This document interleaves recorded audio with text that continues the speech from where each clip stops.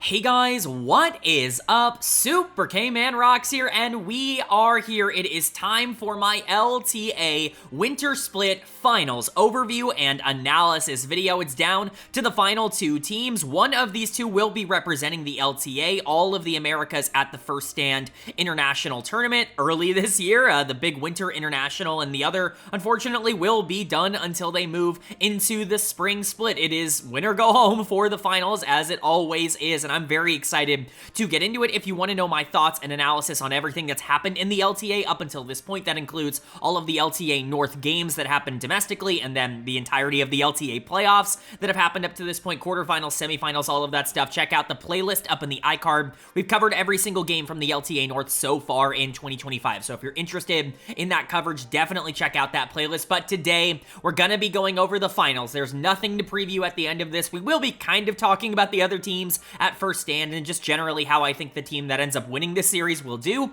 going internationally, but this is it. Like, this is the series you got to go out and win. This is the series you have to do well in. It is do or die for both of these teams, and I'm excited. Hope you guys are as well. Let me know what you thought was going to happen in this series down in the comment section below. Did you expect the outcome that actually happened, or were you surprised by the team that ended up coming out on top? Always interested to hear your thoughts and opinions down there, but without further ado, let's get right into it. If you are new here, what we are going to do is go game by game in the finals, talking about the advantages and the disadvantages that each team was able to generate. I'll be giving a player of the game and a dud of the game for each individual game that we cover. And then at the end of the series, of course, I will be giving a player of the series to wrap everything up and tie it into a nice, neat little bow, a finals MVP, if you will, here for the LTA. And like I said, we're going to be quickly brushing upon what I think the team that wins this series will be able to accomplish at the First Stand tournament, but most of today will be spent talking about the finals, so let's get into the analysis. It's certainly a fun matchup on paper. Two teams that I think are coming from very different avenues. One has been overperforming all split long. One was underperforming for most of the split, and then really decided to level up in the semifinals. Of course, it's a matchup between the number 1 seed from the LTA North in 100 Thieves versus the number 4 seed from the LTA North in Team Liquid. The seeding should indicate just the different directions that these two teams are coming at this series from. 100 Thieves has yet to lose a best of series in 2025. They are undefeated in these major best of series. They got that first seed in the LTA North by beating Team Liquid, by beating this TL team and moving on and then beating Cloud9 in a best of 1. They end up getting through the first round relatively easily, and then they absolutely decimate FlyQuest. They are better than FlyQuest in that series. They kind of come out and prove that Quid and FBI deserve to be considered one of the strongest carry duos in the league. Sniper really stepped up and had a really great series, and they earned their spot in the finals. This was a team that, me included, a lot of people didn't believe in. I was actually much lower on 100 Thieves, I think, than a lot of the average analysts were. I really was not in a headspace preseason where I believed that this team was going to be top 1 or top 2 in the region. I just didn't see their roster as that. It felt like the top 3 teams all had a little bit more talent, and as much as I like the FBI upgrade in the bot lane, I just wasn't sure that players like Sniper and Ayla were going to be good enough for you to be able to get that top, 1 or top 2 to be able to dethrone a FlyQuest or a Team Liquid, but that's exactly what has happened. They have beaten every single major team in the LTA North so far this year. They've beaten Team Liquid and FlyQuest in best of 3s, and they beat Cloud9 in a best of 1, so you have to consider them at the very least kind of favorites coming into this series, but with that being said, obviously the expectations were low for a reason. It's not like this team on paper is super dominant, and while Quid and FBI have been excellent, like, there are still some concerns with this team. Sniper was awesome against FlyQuest, but he has certainly still shown a lot of inconsistency, specifically in the 1v1s. I don't think River has really, leveled up all that much considering what I thought of him in the summer split. I was already pumping the brakes on River last summer because I honestly don't think he played as well as people gave him credit for last summer. I think that's kind of carried over. He's been good, not great for this team, and while Ayla's been excellent, he's still a player that I just don't know if he's going to be able to show up in his first ever finals. There is a lot on the line for players that, we didn't expect to be in this spot in the first place, so it's going to be fun to watch, and their opponent on the other side is the perfect matchup, both narratively and gameplay-wise, to test out and see what this 100 Thieves team actually is, because it's Team Liquid, and obviously, like I said, this team is coming from a different direction. They were the lowest seed, the last team to end up getting into the playoffs from the LTA North. They end up losing to 100 Thieves on the upper side of the bracket. They end up losing to FlyQuest in a best of 1 to get that number 4 seed instead of that number 3 seed, but yet, they start to figure things out. Spawn ends up flying in, their head coach ends up coming in, and all of a sudden, their drafts get infinitely better better. And all of a sudden, this team has a much clearer identity for where they want to go with a lot of their resources. They're really leaning a lot more into their personal preferences rather than just playing what's meta. And I think that's what's gotten Team Liquid back to being a real contender. Them taking down Cloud9 was definitely a surprise for me. Going into that semifinals matchup, at least in terms of what I expected, I thought Team Liquid was clearly the worst team left. Like, I thought they were number 4 and number 4 by at least a tier, right? Like, I thought that they were a tier below a team like Cloud9, but that was just not the case. They came out and were better, and a lot of that is off the back of them potentially having the best player in the league right now with Jan in the bot lane. I've been a huge fan of Jan his entire career. I remember really defending him in Academy when people were talking about Jan and Ayla. Obviously, funny matchup there, but when people were talking about those two as a bot lane duo, everybody was hyping up Ayla. Ayla was the one who was in conversations for most valuable prospect, and while I was big on Ayla, I did not want people to undersell or underestimate just how good Jan was. I was defending him a lot his rookie year when he was receiving a ton of criticism on that team with Pioshik and Summit, and, you know, that team that ended up not performing the way you wanted at Worlds. Jan was the one who received a ton of criticism for not being good at that tournament, for not really being a big piece, a big reason why that team ended up succeeding. But he comes out in his sophomore year and really cements himself as the best laner, regardless of position in the West. Like, full stop. The guy just dominates early, no matter who he's matched up into in a lane swap, no lane swap, whatever the champion matchup. You can put him on Smolder and he's going to win lane. Like, that was the crazy thing with him last year, and he's carried that over into being an even more versatile player over the course of the beginning of this year, where his team fighting has really upgraded and improved. I thought he was average as a team fighter last year and excellent as a laner. Now he's excellent as a laner and above average as a team fighter, and that just makes him maybe the best player in the entire region. You know, he is going to be the big positive for this team, and I think everybody else is in good form with the exception of one player on Team Liquid. I think Core is, ironically enough, maybe having a better year right now, better start to the year than he did last year. Very similar to River, I was kind of pumping the brakes on Core and saying, Jan's doing a lot of the heavy lifting in the 2v2, and Core's just not nearly as active in the mid game as I would like him to be. I think the meta in general was a lot more 2v2 focused, which is not necessarily playing to Core's strengths individually as a player, but he has gotten better and better over the years at playing for those 2v2s, and he's been really good to start this year. Not that that should be surprising, just that I think he's been even better than he was last year. APA has been rock solid in the mid lane for this team when they are winning, like on this, you know, winning run. He was awesome in the semifinals. He just completely outplayed Loki in that mid lane matchup against Cloud9, and that was ginormous for them to be able to move on. He is a critical piece towards their success.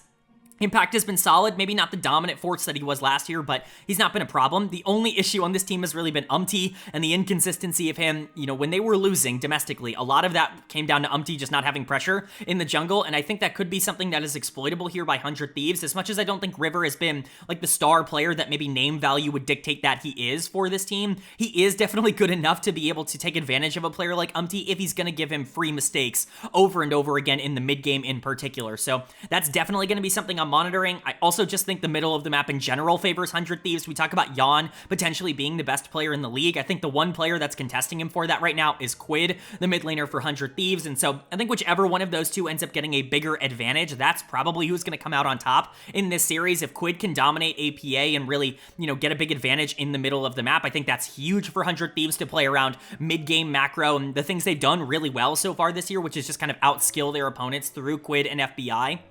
But if Jan is the best player on the Rift, like 100 Thieves macro is not particularly phenomenal. Like they make a lot of mistakes in the later half of the game that get covered up because they have these gigantic gold leads. I think if Jan is able to get these early leads, perhaps we could see a really large lead for Team Liquid. Same thing with like Impact versus Sniper on the top side, or even Core versus Ayla in the support position. So a lot of different avenues. I think either team could really win this series. 100 Thieves is hotter for sure. They've been hotter over the course of this year, but Liquid is a team that on paper I would generally consider to be a bit stronger. So I think it's a very fun matchup, but of course the only way to know how this series ends up going is to go game by game, and that means starting with game number 1. So let's get right into it. The winner of game number 1 was Team Liquid. They are going to take game number 1. They're going to go up in this series 1-0, winning on red side and doing so in very emphatic fashion. This was not a particularly close game. Liquid was just able to control the entire pacing of it, and I think a lot of that does just come down to the fact that they got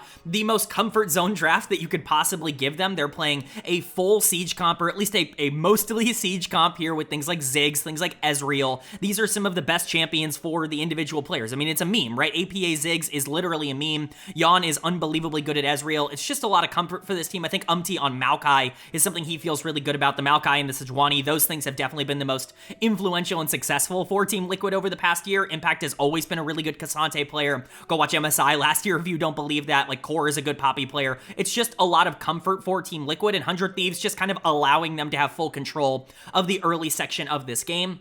I think if it wasn't comfort, I would be less excited about this draft in general. That's where I do differ, I think, from a majority of the community. I see a lot of people talking about draft diff in this one, and while I do think this is a draft diff because Team Liquid is so good at these individual champions and this is their individual style, I don't think other teams would make this draft work nearly as well as Team Liquid did, at least at this level. Like, if you're not a team that plays around this style, this is pretty exploitable. 100 Thieves have significantly more tools to be able to dominate later on in the game, to be able to force fights. Obviously, like Skarner and Leona, they can force fights basically for free, and you have a ridiculous amount of scaling with Azir and Corki as your carry duo. As long as Skarner was like a human being in the early game, I think if 100 Thieves can survive that early initial burst, and if you can even play around the Corki, who I think might actually have like a power advantage early on in the game versus either Ezreal or Cassante, then I think you're actually in an okay spot to be able to scale this game out. But like I said, at the end of the day, Team Liquid was way more comfortable with the comp that they were playing than 100 Thieves was with theirs. 100 T has not been very good at these like scaling comps, even over the past year or so,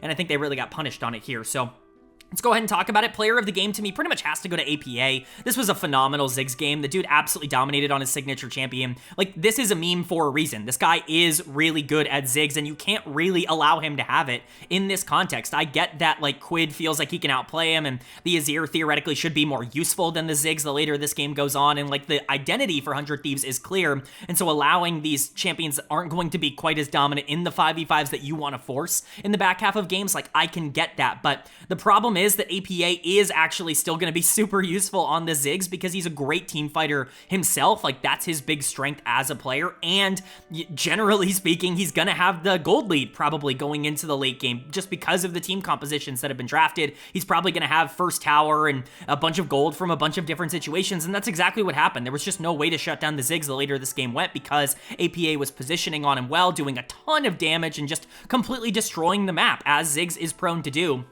I really don't like this. This is the lane that you're supposed to be winning for 100 Thieves, and you allowed APA to have his big comfort champion. Obviously, he did a great job capitalizing on it, but I think that was really where things started to spiral out of control, although I do also love the Ezreal pick. I think if you're going to pick the Ziggs, something like Ezreal is kind of essential to play in the bot lane, and Yon, I think, is one of the best Ezreal players, if not the best Ezreal player in North America, maybe even in the West. The guy is ridiculously good at this champion, and he continues to show that off.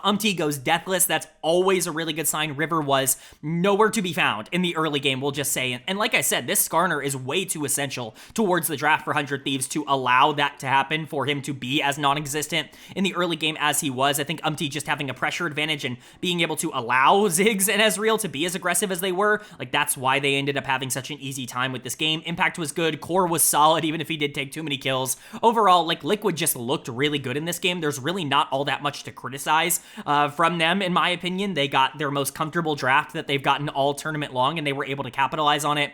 That's what you want to see. And for 100 Thieves, I just don't like this scaling idea. This is a team that has constantly been able to capitalize on being better and more talented, more mechanically talented than their opponents, all split long so far. Quid and FBI in particular have just been able to outplay basically everybody that they've been running into, and you've taken that opportunity out. Now, FBI, I think, still has the potential to be strong this game on the Corki. If you do spend a lot of time as the Skarner, making sure Corki's in a good spot, and then you can get Azir online later, you have Gnar and Leona for frontline and for CC, like, the longer this game goes, the better it's going to be for you. But if Skarner is going to be inactive, this game's doomed. Like, if you're down 3k gold at 15 minutes, like, I just don't know how you ever play this out, because they're so long range, they're so poke heavy, and they can take every tower without really any fear. And that's unfortunately the case. River had a bad game. He's going to get dead of the game for me. He just did nothing. He didn't do nearly enough in this game to separate his team and to keep his team alive. Again, all you have to do as Skarner, especially if you're going to be this champion that everybody is calling broken right now, is just be around. Just be there to dissuade the idea of Team Liquid playing aggressive in the early and in the mid game. But he wasn't. He was playing so passive and so scared, and when he was there, he was getting blown up. It just wasn't a very good game from River, and I think this honestly is kind of a trend. I don't think River has been nearly as good as people say say he has been over the past year, and I think this is just another example of that, but it wasn't just him. FBI and Ayla needed to be good this game, and they weren't. I think the big concern for me, 400 Thieves coming into this series, is that FBI has been so essential towards why this team has improved so much from last year to this year, because he is so much better than whatever they were trotting out in the AD carry role last year, whether it was Meech or Tomo. No disrespect to those players, but FBI is definitely better than both of them. And I just don't think he's the better AD carry of these two, and I think that is going to hold him back. I think that is going to put him in a spot where he's not going to be quite as effective, and unfortunately, the Corki wasn't useful in this game. I think you could very realistically give dud of the game to him. Ayla wasn't particularly effective on the Leona either, but that was less surprising, especially once the Skarner was inactive. There's not a ton Leona can do here. Sniper wasn't as good as Impact, even if he didn't have to do all that much, and Quid, like, he wasn't running it down or anything, but again, like, if you're gonna pick a Zir, like blind especially, you just have so many things in the meta that are able to speed up that game and speed up the pace to take you out of your comfort zone. So for 100 Thieves, I just think they need to draft something that can be more proactive in the early game, because that's what they're good at. That's what they've been good at over this entire split, and I think you allowed Team Liquid to just have too much comfort. But this is Fearless Draft, and so in Game 2, the Ziggs, the Ezreal, even the Maokai, all of that is gone for Team Liquid. You now move into Game number 2, hopefully on a more even playing field, but dropping 0-2 to Team Liquid would be a pretty big disaster. This is the only best of 5 in the LTA, so technically, obviously, it's not over after that, but winning 3 games in a row is always going to be a difficult challenge, especially after losing the first 2. So a big game number 2 here for both of these teams. 100 Thieves need to win to really keep their realistic hopes alive in this series, and Liquid, if they can pick up the victory, they are in a dominant position to be moving on to first stand. So who's going to win it? Well, the winner of game number 2 was Team Liquid. They are going to take game number 2. They're going to go up in this series 2-0. Now they're going to take that commanding, dominant lead at the start of this series, and things are not looking good for 100 Thieves. Their macro looks bad, like genuinely bad. I know that we were already a bit concerned about that going in to this series, because they had shown, you know, not really I don't want to say an inability, because it wasn't their fault that they hadn't had to show this, but they've not really shown the ability to be able to, you know, play a neutral game out. They're either winning a lot early or they're not, and that's really kind of the straightforward nature of who 100 Thieves have been so far this year, and unfortunately, this is an example in a situation where this game should not have gone the way that it did. This should really not be a Team Liquid win. Obviously, TL was better, and that's why they came out on top, because they're the better of these two teams, but with the two comps, the two drafts at this disposal, and generally the way the game was going, for Team Liquid to be able to walk out of this with a win, I think is at the fault of 100 Thieves. So we'll talk about it here. Starting with draft, obviously, I might get some flack for this because this does not seem to be popular opinion. 100 Thieves draft is better in this game. I think it's more cohesive. I think it gives you more options as the game goes along. I think Nocturne Orianna is so difficult to deal with for this Team Liquid draft. Like, there's almost no way to actively deal with that as long as those two are playing well. You have a Renata to be able to disrupt, and Bessa's going to be fine on the top side. I think Ori is in a really good spot, even if she's not pairing up with the Nocturne in this game. Like, this should not be a difficult game for 100 Thieves to be able to execute on later on. The only concern for me is that you don't necessarily have a ridiculous amount of early pathing, because Nocturne's just going to be a little bit more inactive than something like a Sejuani Nico in the middle of the map, but that does not, you know, create this situation where you are in a position where you can't get to the mid game. You just have to get to the mid game. You should be winning every fight around Grubs, around Otacon, around Dragon. Like, that should be what you're able to do here with this combo, with this team comp in general, with the Kalista, with the Renata, and it just didn't happen. Like, 100 Thieves was just worse in the fights that really mattered, and I get that Liquid's 5v5 is easier to execute. When you're looking at, you know, Sejuani plus Nico engage, and then following that up with a ton of damage coming in from Varus and Zyra and even Renekton,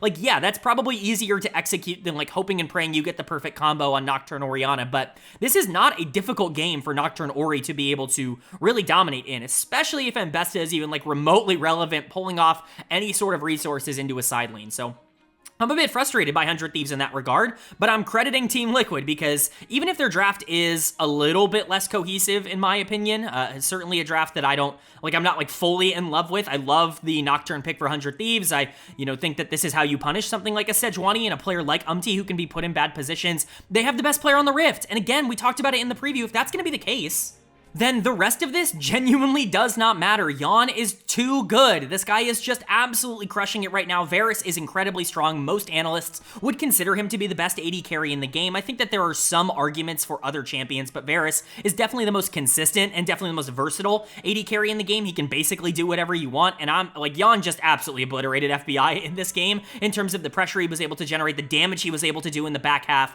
Just really, really great stuff. Yawn was better than 100 Thieves, and that's why Team Liquid won. It really is as straightforward as that. This was a player diff. This was not a draft diff. This was not a prep diff. This was Yawn showing up and just being like, I'm better than you, and I'm going to go and assert that and prove that in this game. Of course, Core did very much help on the Zyra. I really like flexing the Zyra support. I've talked about this all the time. Why are we not like fully investing into a lot of these like more high damage supports more frequently? I feel so lost that engaged supports are really the only thing that we're playing right now. I think that basically every category of support is super viable. A lot of the enchanters are incredibly good right now. Things like Lulu have had a ton of success. We saw Yuumi have success in the LCK, even if I don't want to see that. Like, I think it's strong. And I do think these more high damage supports that want to poke you out in laning phase, that want to try to contest Kalista and want to try and make her life a little bit more difficult, something like a Zyra flexing it down there, it does give you a lot more options. And I do like that pick for Core, and I think he played it well. APA was really good this game on the Nico. The ultimates were really nice, and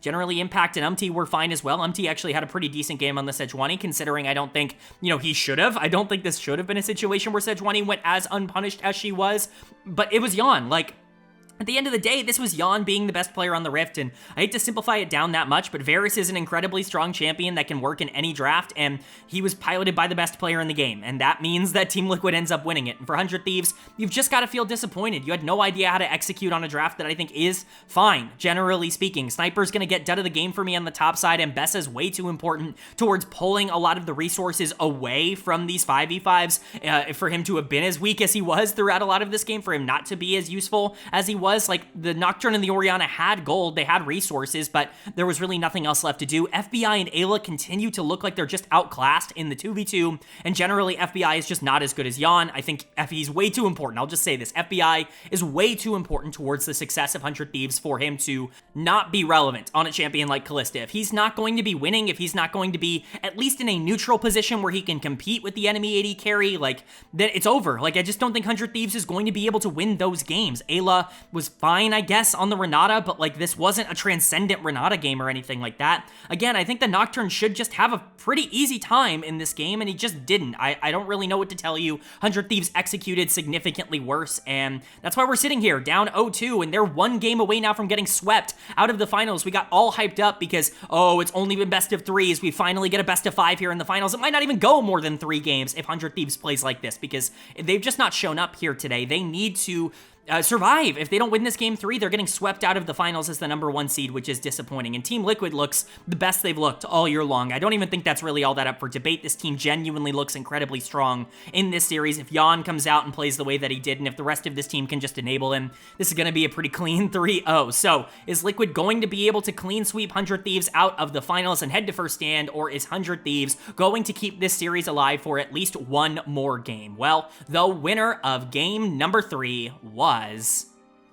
Team Liquid. They are going to take this game number 3. They are going to take this series in a clean 3-0 sweep, and they are your 2025 LTA Winter Split champions. Congratulations to Team Liquid. I did not think this was going to be the case, even going into this weekend, like just going into a lot of the different like matchups that could possibly happen. Like, Team Liquid, like I said, was clear-cut number 4 for me coming out of the quarterfinals. When you went in to the semis, I thought that FlyQuest and Cloud9 were probably the 2 best teams. Both of them lost in the semis, and 100 Thieves was taking down FlyQuest and looking really good. Liquid obviously looked very good against Cloud9, but I just didn't know what we were going to see out of this team after the inconsistencies that they showed, out of, what Umti showed in a lot of the regular season, and yet here we are with them as your 2025 Winter Split champions, and they earned it. Like, they dominated this series. They were the better team by far. So much of the narrative, I think, around these 3 games is going to be dictated towards the drafts, and I do kind of understand where that's coming from, because Team Liquid just got to play comfort game in and game out. They just got to play the things that they are very good at.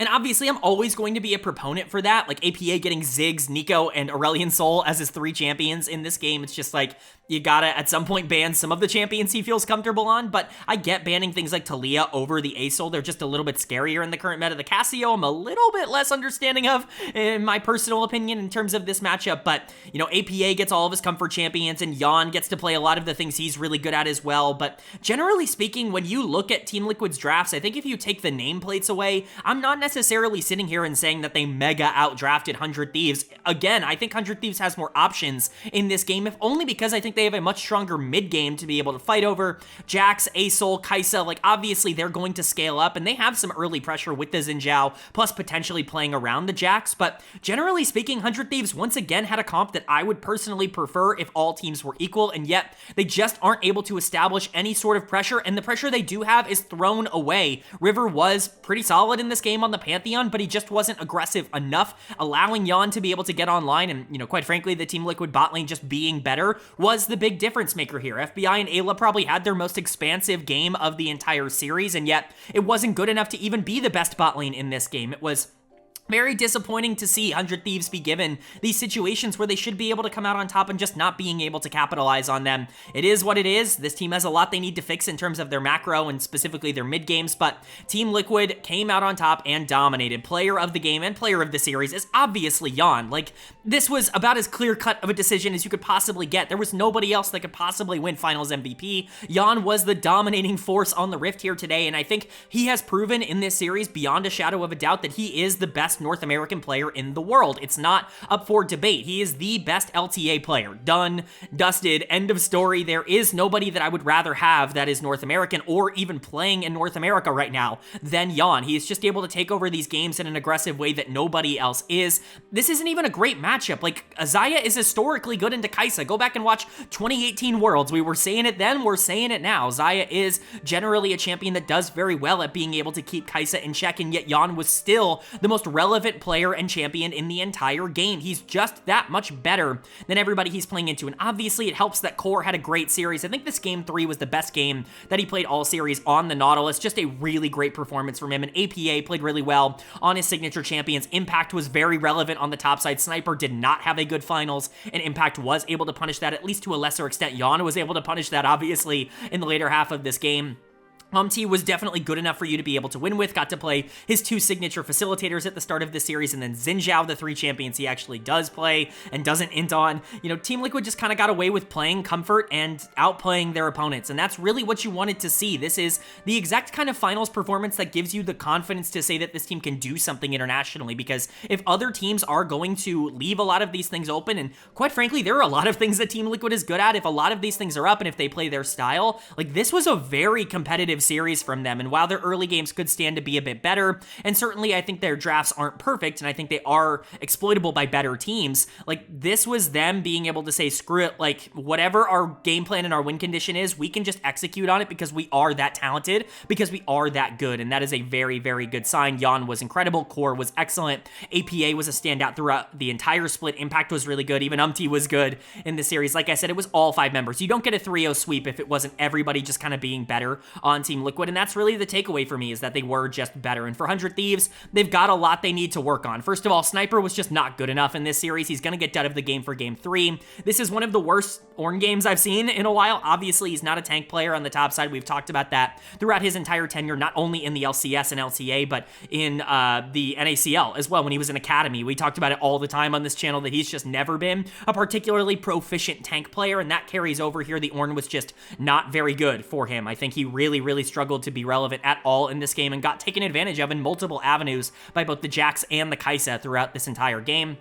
I think that FBI and Ayla weren't good enough in this series. Like I said, their win condition, 100 Thieves, has been Quid and FBI just being really good and being some of the best players on the Rift. FBI was okay in this game number 3. This was probably the easiest game he had in terms of the matchup, and yet Jan was just better on the other side, and that meant 100 Thieves were always going to be in that hole. If this bot lane is just going to lose and not be as strong as their opponents, or like the top tier bot lanes in the league, like Jan and Core, you know, like what we think Masu and Busio are going to be moving forward, then that's just not good enough for 100 Thieves. Thieves. Like, they need to be better than those bot lanes in order to be able to succeed. I think they can be, but we have to see it. Like, they were not in the finals here today. Quid was a complete non-factor. I don't think he was the biggest problem on 100 Thieves, but he certainly wasn't the solution, and I think that there were multiple games where he should have been, specifically that game 2 on the Orianna. River, I think, ironically enough, even after that game 1 dud of the game, is probably the best player on 100 Thieves in this series, and I was criticizing him quite heavily. At least he was trying in the back half. Like, he was not at all in game 1, and I do think he should have done more on the Nocturne in game 2, but he was the most relevant champion in game 2, and he certainly was the only one trying to do anything here in game 3 on the Pantheon. I did like how he played out this game, and I do think he was the better jungler for the most part in this game. It just didn't really end up mattering because, once again, Jan was the best player in the series, and that meant that Team Liquid was going to be able to walk away with this. For 100 Thieves, you just have to rebound. This is your first best of loss of the entire year. Team Liquid had to go through multiple losses in order to get here in the first place, had to, be able to rebound from losing a best of 200 Thieves, from losing a best of 1 to FlyQuest. They had to come to grips with the fact that there were things that they needed to improve upon, that UMT needed to be able to lock in, that a player like Jan really needed to step up, and they were able to come out better because of that. I think 100 Thieves could theoretically have a very similar transition if they focus on the mistakes that they had in this series, but we're not going to know until spring because their split is over and Team Liquid is moving on to first stand. I'm very excited to see what they're going to be able to do. This is already a team that I think is built pretty well to be able to compete internationally. I think Jan is in the best form of his entire career. He's a superstar. Like, he's not turning into a superstar. He is a superstar at this point, and I think he's got fantastic and phenomenally informed pieces around him, and I think that that makes Team Liquid an actually dangerous team. All right, but that is going to do it for my LTA Winter Finals overview and analysis video. Congratulations once again to Team Liquid. They are the third team to officially qualify for the First Stand International Tournament. They join Hanwha Life Esports and CFO Flying Oyster at the tournament as representatives from Korea and APAC, respectively. I'm very excited to see where this ends up going because I think this tournament could be really fun. I think that there are a lot of storylines for a lot of these teams going into it. Team Liquid and HLE actually have kind of similar stories if we really think about it. Both of them weren't quite as good in their regional, like, regular season, if you want to call that, as maybe you would have expected considering what they were last year, and both of them went into the playoffs with a lot to prove, and both of them proved it. Now, HLE has played more games than anybody in the world. They played 20 games in their playoff run. All 4 of their best-of-5 series went 5 games, and they are Game 5 merchants for sure. You can check that out. Obviously, we've covered every single one of those games on the channel as well, but they kind of have some parallels there. CFO is a different team for sure. CTBC does not have the same narrative implications as those other two teams. They were clearly one of, if not the best team in APAC throughout basically the entirety of the regular season and this year, and they end up winning that tournament over PSG Talon. Their team looks very scary. There are a lot of players on that team that, international fans and LPL fans in particular are going to be, familiar with. Junjia is on CFO now. You have someone like Doggo back in APAC and, playing on that team. Kai Wing is playing support for that team, and so they're very interesting to talk about. We'll obviously get more into them when I watch more of their tape going into First Stand, but for now, I'm definitely at the very least intrigued by that team because I think they could be dangerous. Those last 2 spots are still up for grabs. The LPL playoffs are going on as we speak. We covered the first 2 rounds of the LPL playoffs on this channel yesterday. You can check that video out. We've covered every LEC playoff game up until, everything that happened this past weekend on this channel already. That's going to be coming out, I believe, either tomorrow or the day after. And then obviously semifinals, finals, all of that stuff for both of those regions is right around the corner as well. And those will be the 5 teams at First Stand. I think Team Liquid actually does match up okay against a lot of the other regions, specifically the LEC. I think that that's really obviously the matchup that all LTA fans want to see a victory in, and I think it's plausible and pretty realistic to expect Team Liquid to be as good, if not better, than whoever the LEC representative is. Probably G2, but you never really know how it ends up going, and so it's going to be interesting either way. Let me know what you think of First Stand down in the comments section below, but once again, congratulations to Team Liquid. There's really nothing else left to say. This org has fought through quite a bit, and Spawn has proven himself to be the coach of the millennium, that this guy can just get the best out of absolutely any player that comes through the system that he is in, whether it's an academy, whether it's on the main roster. This guy elevates every single piece of talent that he works with, and